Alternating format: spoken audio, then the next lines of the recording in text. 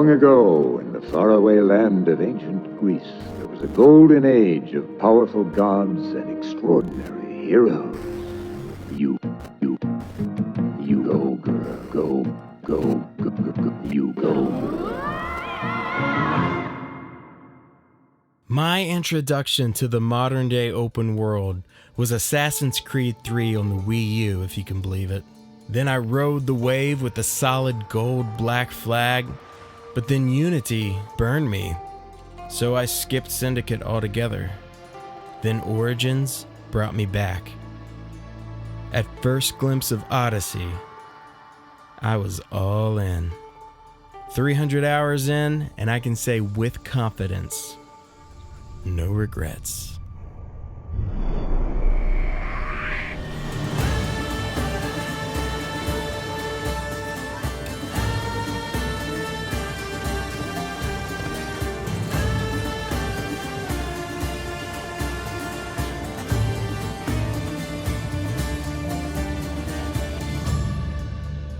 Call this a review, a critique, or retrospective.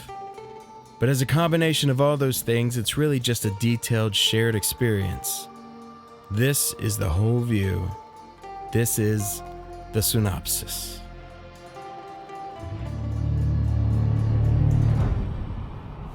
Spoilers will be avoided until we begin discussing the characters. I'll give a warning before we enter that portion of the experience. KINETIKOS. When I pushed the control stick forward for the first time, I remember having a feeling that I was a feather being gently thrust by the wind. So many games allow only for little bursts of stamina-draining sprints. Like Origins, the corner-hogging minimap has been eliminated in favor of adventure and the glorious spectacle of the world. But perhaps just as important was the decision to take the notion of stamina-based sprinting and then throwing that in the garbage. I absolutely love Breath of the Wild, but traversing forced my attention onto that stamina line far too much for my taste. I don't want to be looking at that. I want to be looking at the wonderful world, the characters, the grass. So it's for these reasons that the most basic action in the game gave me a sense of freedom from the very start. Controlling the Misthios is like conducting an airplane by waving a feather in the direction you want it to go. No extra baggage, no sporadic speed, no drain. You see somewhere you want to go? You go. This effortless movement extends to your horse as well. In Red Dead Redemption 2, and this is not with the intent to say that one method is better or worse than the other, they infuse realism into the horseback riding by the nuance with which your ride responds to the flicks of the reins and the frequency of the spurs. However, for me personally, I see this as more realistic to the horse, maybe not the rider. And I know I'm getting meta here. What I mean is that I, as Arthur, have a slightly awkward time commanding the horse. But I can only imagine that Arthur has the experience to act as though it were second nature. Arthur probably doesn't think about it nearly as much as I do. Off we go now. Odyssey, on the other hand, sees the rider move as effortlessly on horseback as they do on foot. Cassandra is the athlete, not me. After Breath of the Wild, it would surely be difficult to return to a game with restricted climbing and areas. I experienced this when I played the remastered version of Assassin's Creed 3 and Liberation. In Odyssey, you could trek from one end of Greece to the other, walking, climbing, swimming, sailing, riding, and never see a loading screen. You can climb anywhere, but you can, just as importantly, land from anywhere. This right here, I cannot emphasize enough just how gorgeously wonderful this is. Some will say, the eagle jumping from impossible heights is ridiculous. So the Creed team responded, you're right, it is ridiculous. And I love it. I love what Odyssey doesn't do. No fall damage, no stamina-based sprinting, and no realistic horses that only respond if they're in earshot.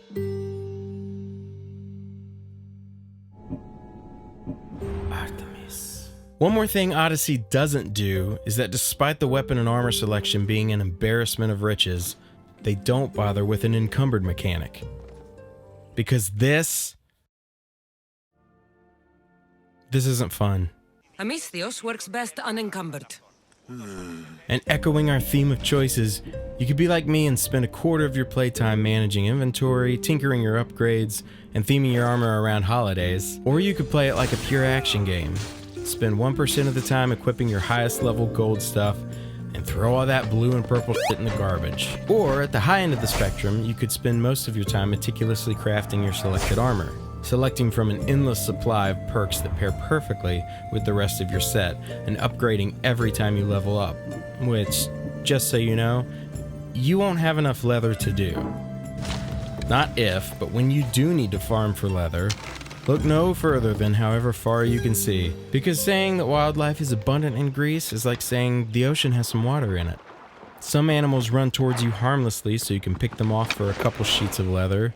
Some big game tempts you with a buttload of leather, but you're only going to hit maybe 2 with an arrow, and one of those 2 will disappear without a corpse, so this giant elk nets you 15 sheets of leather. But a tiny murder cat gives you like 64 sheets. The surface area yield doesn't make physical sense, but it's all about the risk-reward ratios. As you inevitably level up, you'll get a choice of how to focus your upgrade abilities and fighting style. The 3 styles are Hunter, Warrior, and Assassin. You could be a master of one, or be a jack of all trades. The Hunter track boosts your long game in the form of bow and arrow damage. If you want to be the most prolific huntsman or huntress, follow the Daughters of Artemis. Of the 3 play styles, I play as the Hunter the least, probably because I'm not a great archer. I often only equip Hunter boosting gear when I need some leather to upgrade my Warrior and Assassin weapons, which again, is all the time. I will always need more leather. The hunting would be more useful if the bow acted like the silent weapon it usually is, but for some reason, both Athenians and Spartans are particularly sensitive to a subtle shh. It makes me miss the darts from Origins. Let's talk about the animal companions. Here's a completely optional ability to unlock. You can have animal companions hunt with you. With so many perks to invest in, I now wish I would have spent more on the health of these little pets. Maybe I never did because I thought, I can always tame a new wolf, which isn't how I really feel because still, nothing puts me into the blood rage condor like someone killing one of my 4-legged buddies. Especially if it's a gray wolf that looks anything like my real little wolfy husky girl. This is Raksha. She's never going to do anything wrong.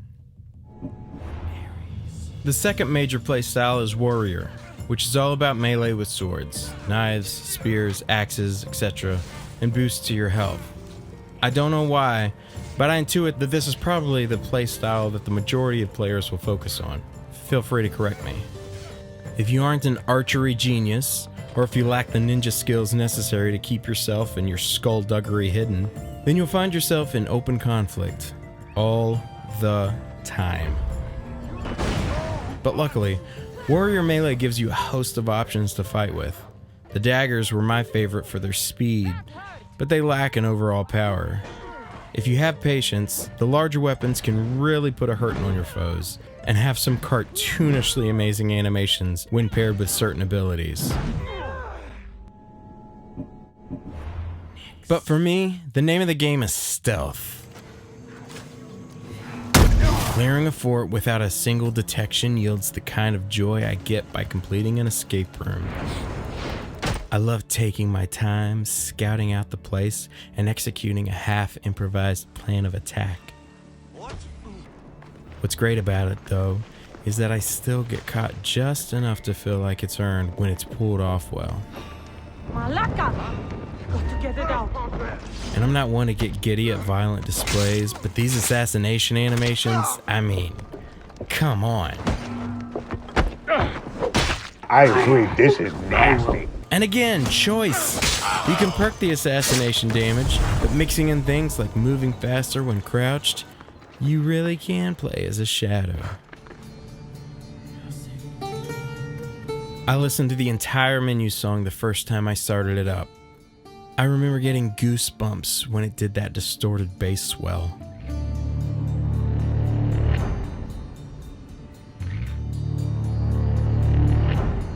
I love that you meet your hero as they hum the theme.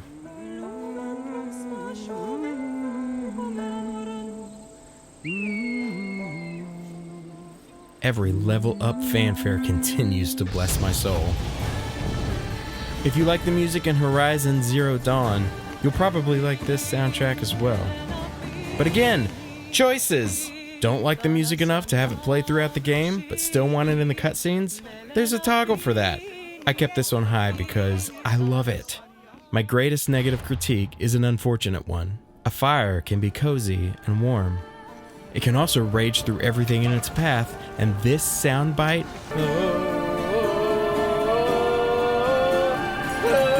This soundbite is a wildfire. Every single pause screen. And once I heard it, I did not care for it. But it's not just pausing to hold the game, it's the menu. It's where you change everything, the inventory. The Cultist Song is different, but it's worse. Look, it's not an inherently bad song, but neither is Closing Time, I guess. I'm just done hearing it. Done hearing it? Punchlines are hard.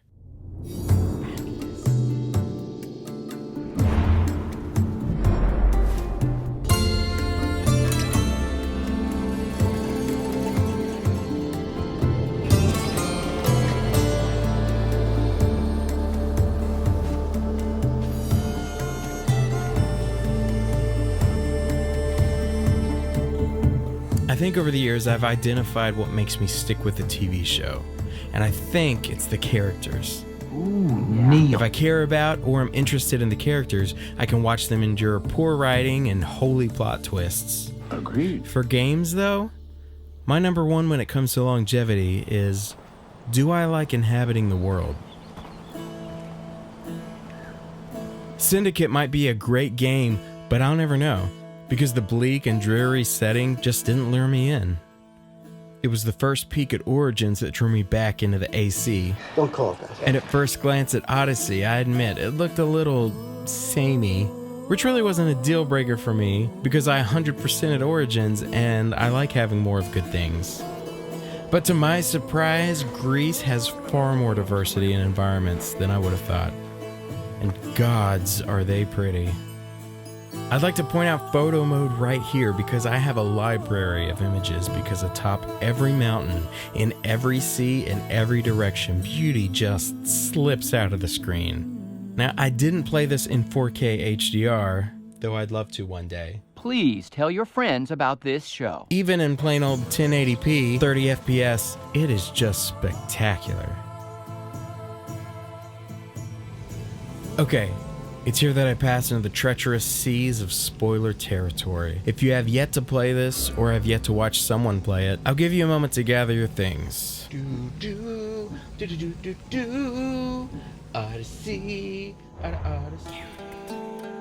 In an AMA on Reddit, the game's creative director confirmed that Cassandra is in fact the canon character. And I think that's great that he decided that, but remember, this is a game about choices. If you're a ride or die with Alexios, then more power to you, I think that's great. But based on the trailer and a few E3 previews that I saw, thanks for the warning. I picked Cassandra, and she's been my hero for 300 hours of adventure. Exploration, comedy, This smells awful. and tragedy. I love the small sound bites, like when she talks to her pets, Run with me, my friend. I'm not your enemy. and the comedy gold of catching fire, Away, child of Misthios. and just her typical interaction, Really? whether it's the most serious scene in the game Wait, what? or just another bonus quest. And I've gotta give it to, and I hope I say her name right, Melisanthi Mahut. She deserves the nomination she got at the Game Awards for Best Performance. Best performance. For me, it was strong female characters that I happen to know.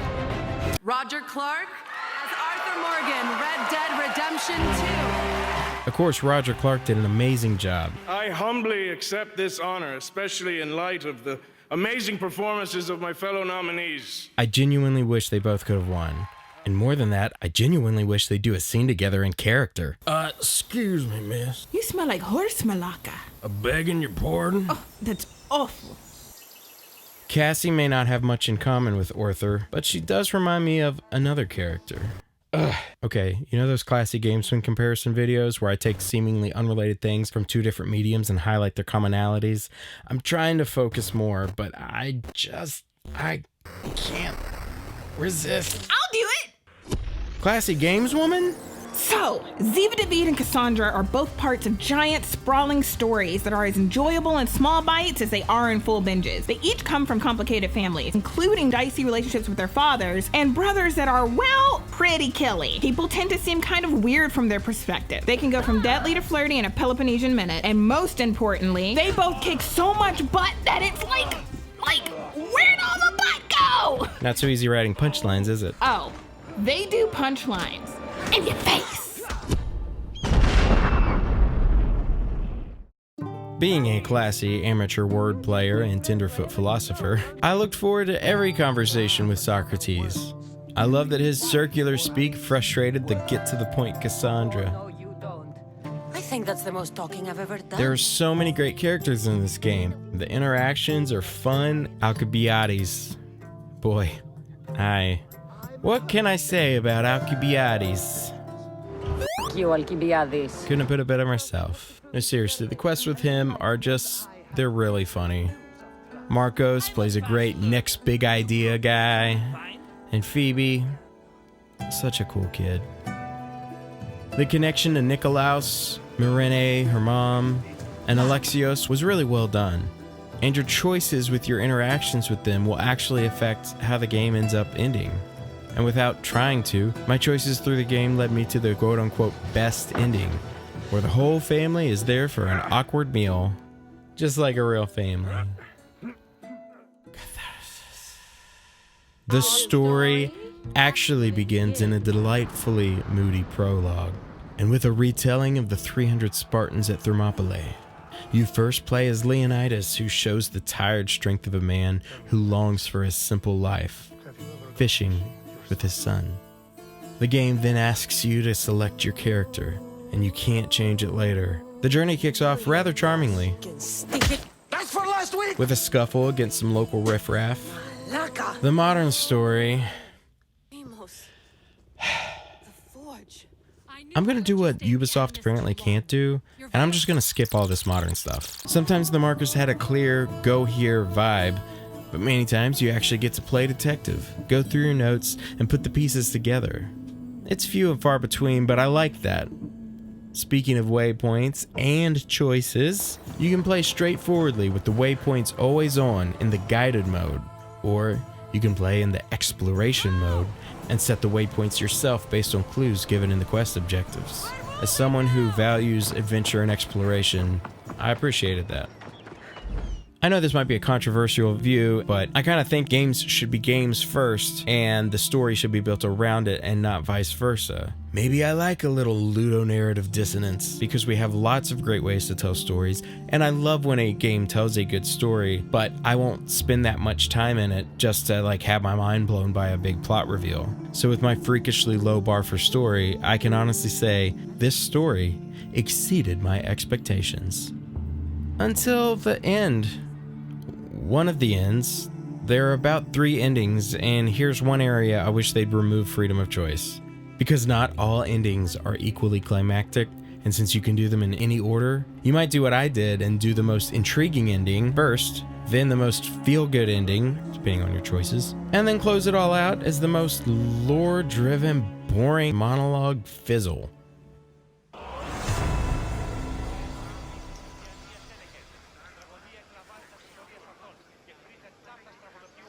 Oh, that's it. This is actually what happened to me when I completed the game. I was honestly looking around for a quest marker. Did I miss something? Nope, that's it. Hope you like the ending in Assassin's Creed 3. But that wasn't it. Okay, here's DLC spoilers. The most engrossing ending comes with Act 3 of the DLC. You just have to experience it yourself. Then come talk to me because I have a lot I could say about it. Currently, I'm 1/3 of the way through the second and final DLC pack, The Fate of Atlantis. It really is a game that keeps on giving.